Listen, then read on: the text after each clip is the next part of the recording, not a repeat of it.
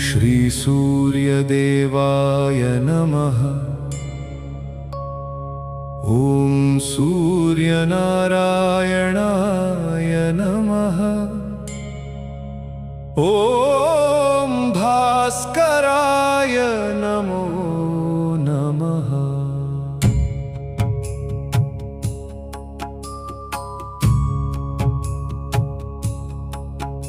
उदयाचलमागत्य वेदरूपमनामयम् तुष्टावपरया भक्त्या वालखिल्यादिभिर्वृतम् देवासुरैः सदा वन्द्यं ग्रहैश्च परिवेष्टितम् ध्यायन् स्तुवन् पठन् नाम यः सूर्यकवचं सदा गृणीपातु शिरोदेशं सूर्यः फालं च पातु मे आदित्यो लोचने पातु श्रुति पातु प्रभाकरः घ्राणं पातु सदा भानु अर्कः पातु मुखं तथा जिह्वां पातु जगन्नाथः कण्ठं पातु विभावसुः स्कन्धौ ग्रहपतिः पातु भुजौ पातु प्रभाकरः अहस्करः पातु हस्तौ हृदयं पातु भानुमान् मध्यं च पातु सप्ताश्वो नाभिं पातु नभोमणिः द्वादशात्मा कटिं पातु सविता पातु सृक्किणी उरु पातु सुरश्रेष्ठो जानुनी पातु भास्करः जङ्घे पातु च मार्ताण्डो गलं पातु त्विषाम्पतिः पादौ ब्रध्नः सदा पातु मित्रोऽपि सकलं वपुः वेदत्रयात्मक स्वामिन्नारायण जगत्पते अयातयामं तं कञ्चिद्वेदरूपः प्रभाकरः स्तोत्रेणानेन सन्तुष्टो वालखिल्यादिभिर्वृतः साक्षाद्वेदमयो देवो रथारूढः समागतः तं दृष्ट्वा सहसोत्थाय दण्डवत् प्रणमन् भुवि कृताञ्जलिपुटो भूत्वा सूर्यस्याग्रे स्थितस्तदा वेदमूर्तिर्महाभागो ज्ञानदृष्टिर्विचार्य च ब्रह्मणा स्थापितं पूर्वं यातयाम विवर्जितं सत्त्वप्रधानं शुक्लाख्यं वेदरूपमनामयं शब्दब्रह्ममयं वेदं सत्कर्म ब्रह्मवाचकम् मुनिमध्यापयामास प्रथमं सविता स्वयं तेन प्रथमदत्तेन वेदेन परमेश्वरः याज्ञवल्क्यो मुनिश्रेष्ठ कृतकृत्यो भवत्तदा ऋगादिसकलान् वेदान् ज्ञातवान् सूर्यसन्निधौ इदं प्रोक्तं महापुण्यं पवित्रं पापनाशनं यः पठेत् शृणुयाद्वापि सर्वपापैः प्रमुच्यते वेदार्थज्ञानसम्पन्न सूर्यलोकमावप्नुयात्। ॐ श्री सूर्यदेवाय नमः। ॐ श्री सूर्यदेवाय नमः। ॐ श्री सूर्यदेवाय नमः।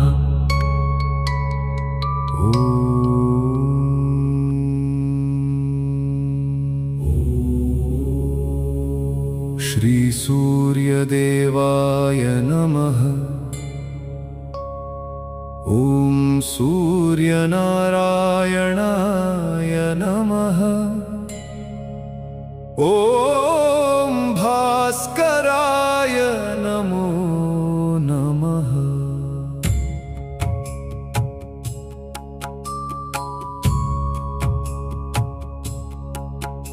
उदयाचलमागत्य वेदरूपमनामयम् तुष्टावपरया भक्त्या वालखिल्यादिभिर्वृतम् देवासुरैः सदा वन्द्यं ग्रहैश्च परिवेष्टितम् ध्यायन् स्तुवन् पठन् नाम यः सूर्यकवचं सदा पातु शिरोदेशं सूर्यः फालं च पातु मे आदित्यो लोचने पातु श्रुति पातु प्रभाकरः घ्राणं पातु सदा भानु अर्कः पातु मुखं तथा जिह्वां पातु जगन्नाथः कण्ठं पातु विभावसुः स्कन्धौ ग्रहपतिः पातु भुजौ पातु प्रभाकरः अहस्करः पातु हस्तौ हृदयं पातु भानुमान् मध्यं च पातु सप्ताश्वो नाभिं पातु नभो मणिः द्वादशात्मा कटिं पातु सविता पातु सृक्किणी उरु पातु सुरश्रेष्ठो जानुनी पातु भास्करः जङ्घे पातु च मार्ताण्डो गलं पातु त्विषाम्पतिः पादौ ब्रध्नः सदा पातु मित्रोऽपि सकलं वपुः वेदत्रयात्मक स्वामिन्नारायण जगत्पते अयातयामं तं कञ्चिद्वेदरूपः प्रभाकरः स्तोत्रेणानेन सन्तुष्टो वालखिल्यादिभिर्वृतः साक्षाद्वेदमयो देवो रथारूढः समागतः तं दृष्ट्वा सहसोत्थाय दण्डवत् प्रणमन् भुवि कृताञ्जलिपुटो भूत्वा सूर्यस्याग्रे स्थितस्तदा वेदमूर्तिर्महाभागो ज्ञानदृष्टिर्विचार्य च ब्रह्मणा स्थापितं पूर्वं यातयाम विवर्जितं सत्त्वप्रधानं शुक्लाख्यं वेदरूपमनामयं शब्दब्रह्ममयं वेदं सत्कर्म ब्रह्मवाचकं मुनिमध्यापयामास प्रथमं सविता स्वयं तेन प्रथमदत्तेन वेदेन परमेश्वर याज्ञवल्क्यो मुनिश्रेष्ठ कृतकृत्यो भवत्तदा ऋगादिसकलान् वेदान् ज्ञातवान् सूर्यसन्निधौ इदं प्रोक्तं महापुण्यं पवित्रं पापनाशनं यः पठेत् शृणुयाद्वापि सर्वपापैः प्रमुच्यते वेदार्थज्ञानसम्पन्नः सूर्यलोकमावप्नुयात्। ॐ श्री सूर्यदेवाय नमः। ॐ श्री सूर्यदेवाय नमः। ॐ श्री सूर्यदेवाय नमः।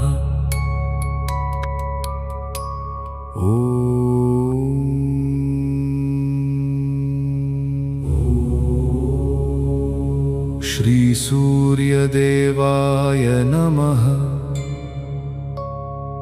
ॐ सूर्यनारायणाय नमः। ॐ भास्कराय नमो नमः।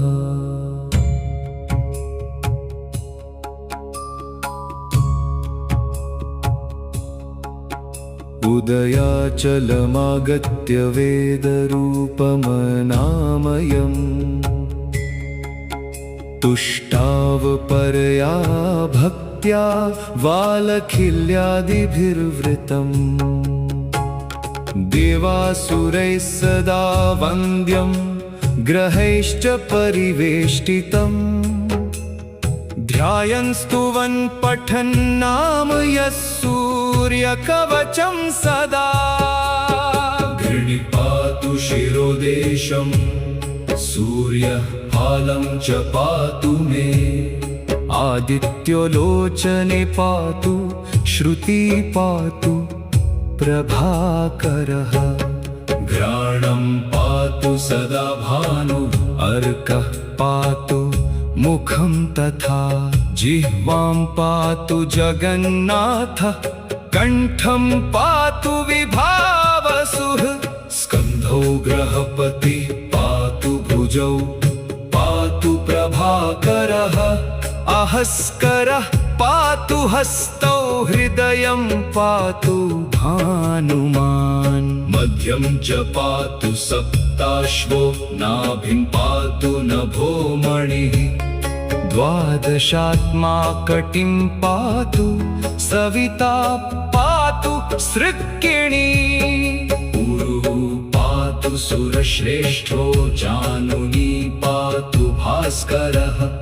जङ्घे पातु च मार्ताण्डो गलं पातु त्विषाम्पतिः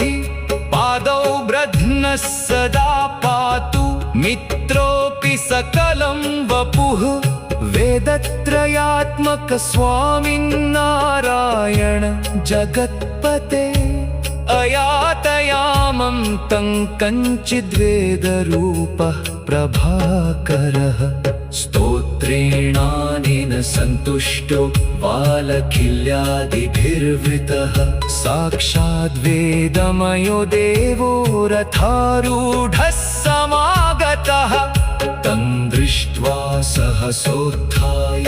दण्डवत् प्रणमन् भुवि कृताञ्जलिपुटो भूत्वा सूर्यस्याग्रे स्थितस्तदा वेदमूर्तिर्महाभागो ज्ञानदृष्टिर्विचार्य च ब्रह्मणा स्थापितं पूर्वं यातयामविवर्जितं सत्त्वप्रधानं शुक्लाख्यं वेदरूपमनामयं शब्दब्रह्ममयं वेदं सत्कर्म ब्रह्मवाचकम् मुनिमध्यापयामास प्रथमं सविता स्वयं तेन प्रथमदत्तेन वेदेन परमेश्वरः याज्ञवल्क्यो मुनिश्रेष्ठ कृतकृत्यो भवत्तदा ऋगादिसकलान् वेदान् ज्ञातवान् सूर्यसन्निधौ इदं प्रोक्तं महापुण्यं पवित्रं पापनाशनं यः पठेत् शृणुयाद्वाति सर्वपापैः प्रमुच्यते वेदार्थज्ञानसम्पन्नः सूर्यलोकमावप्नुयात् ॐ श्री सूर्यदेवाय नमः ॐ श्री सूर्यदेवाय नमः ॐ श्री सूर्यदेवाय नमः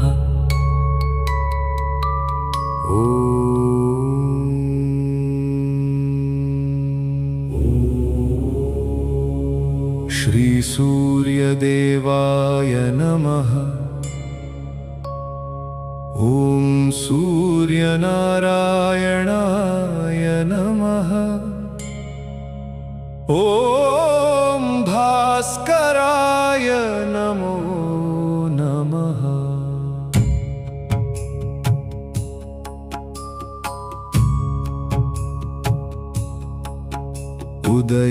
उदयाचलमागत्य वेदरूपमनामयम् तुष्टावपरया भक्त्या वालखिल्यादिभिर्वृतम्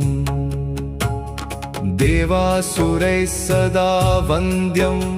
ग्रहैश्च परिवेष्टितम् ध्यायन् स्तुवन् पठन् नाम यः सूर्यकवचं सदा गृणीपातु शिरोदेशं सूर्यः फालं च पातु मे आदित्यो लोचने पातु श्रुति पातु प्रभाकरः घ्राणं पातु सदा भानु अर्कः पातु मुखं तथा जिह्वां पातु जगन्नाथः कण्ठं पातु विभावसुः स्कन्धौ ग्रहपतिः पातु भुजौ पातु प्रभाकरः अहस्करः पातु हस्तौ हृदयं पातु भानुमान् मध्यं च पातु सप्ताश्वो नाभिं पातु नभोमणिः द्वादशात्मा कटिं पातु सविता पातु सृक्किणी उरु पातु सुरश्रेष्ठो जानुनी पातु भास्करः जङ्घे पातु च मार्ताण्डो गलं पातु त्विषाम्पतिः पादौ ब्रध्नः सदा पातु मित्रोऽपि सकलं वपुः वेदत्रयात्मक स्वामिन्नारायण जगत्पते अयातयामं तं कञ्चिद्वेदरूपः प्रभाकरः स्तोत्रेणानेन सन्तुष्टो वालखिल्यादिभिर्वृतः साक्षाद्वेदमयो देवो रथारूढः समागतः तं दृष्ट्वा सहसोत्थाय दण्डवत् प्रणमन् भुवि कृताञ्जलिपुटो भूत्वा सूर्यस्याग्रे स्थितस्तदा वेदमूर्तिर्महाभागो ज्ञानदृष्टिर्विचार्य च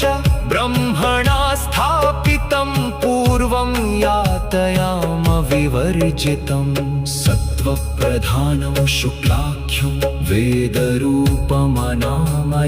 शब्दब्रह्ममयं वेदं सत्कर्म ब्रह्मवाचकम् मुनिमध्यापयामास प्रथमं सविता स्वयं तेन प्रथमदत्तेन वेदेन परमेश्वरः याज्ञवल्क्यो मुनिश्रेष्ठ